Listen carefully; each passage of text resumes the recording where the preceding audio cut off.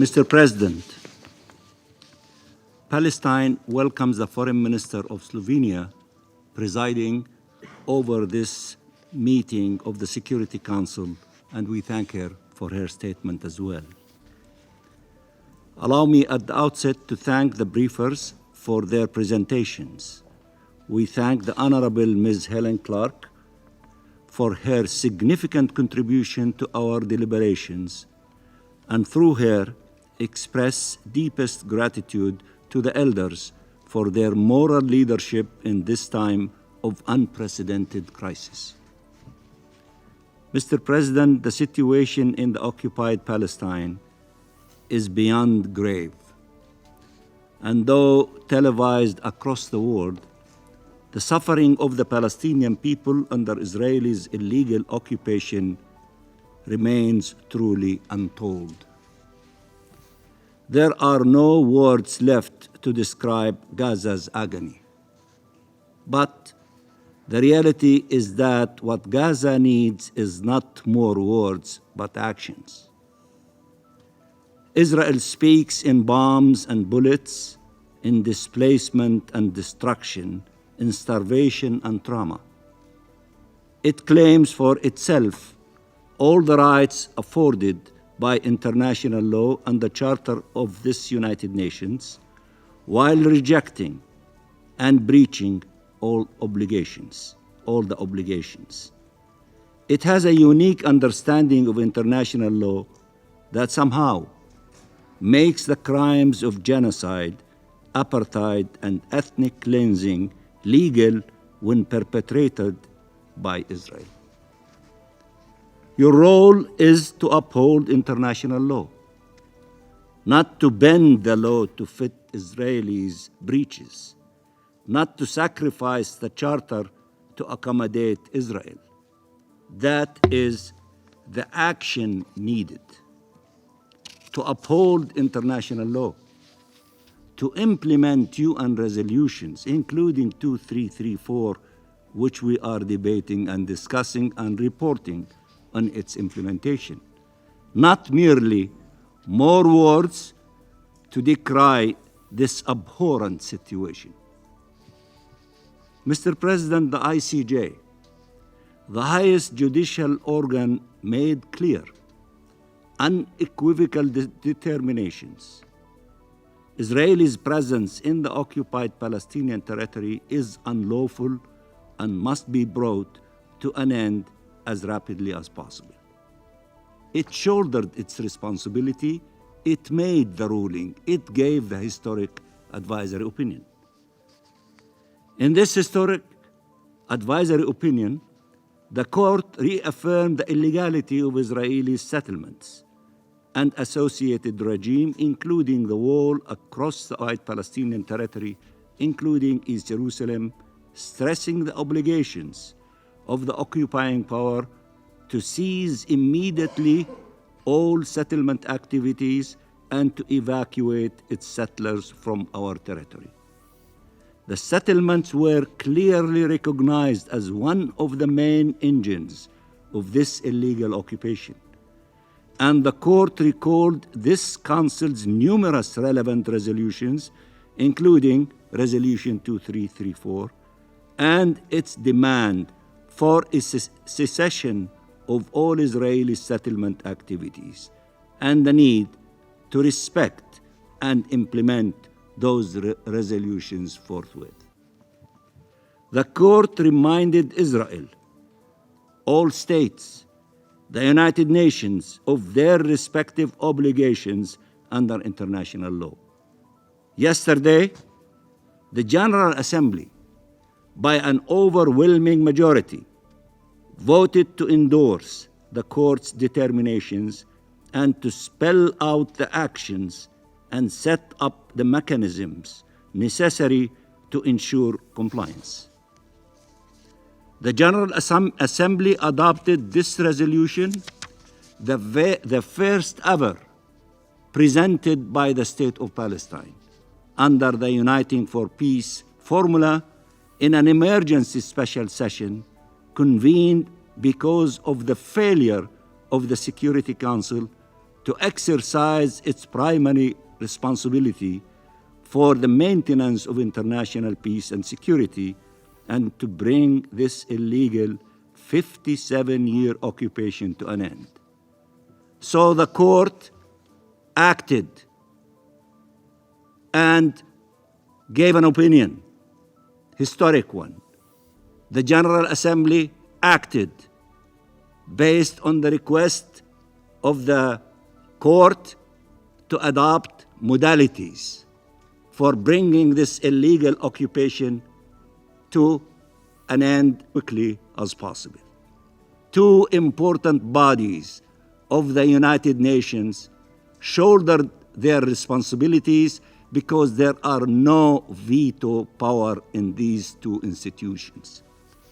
Will the Security Council follow them and act in accordance with the mandate given to the Security Council in the Charter of the United Nations to maintain international peace and security?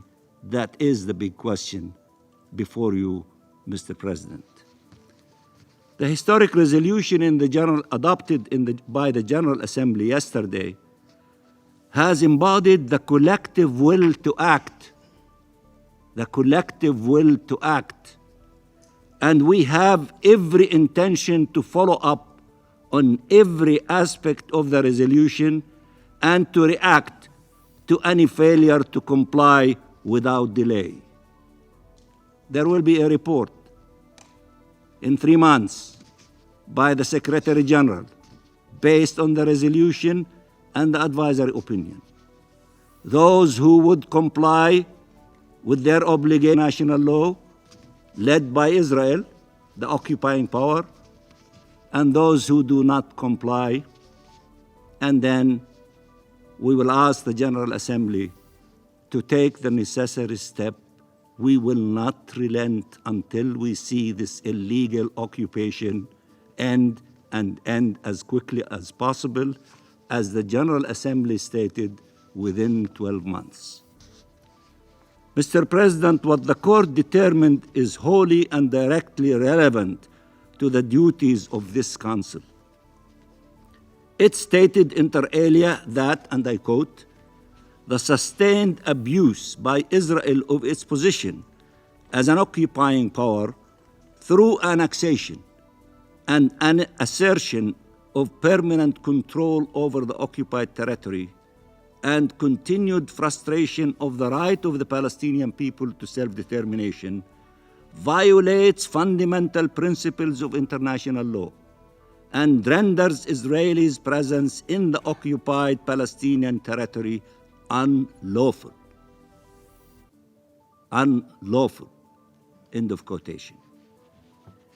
If we needed to identify two cardinal rules, two pillars on which the international law-based order was built, two principles whose respect was critical for international peace and security, they would be the right of peoples to self-determination and the prohibition of the acquisition of territory by force.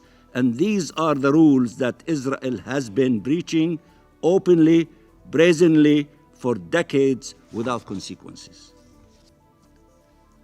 The ICJ and General Assembly were able to rise to the historic and tragic challenge before us.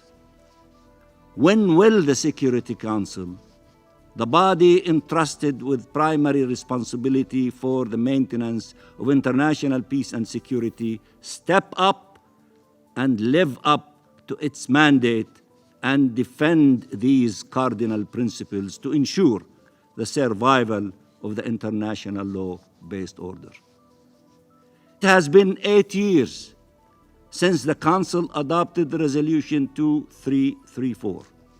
Since then, Israel has ignored and violated the resolution, just like every other resolution, persisting in its breaches of the Charter, of the most fundamental rules of international law, and of the determinations of the Council.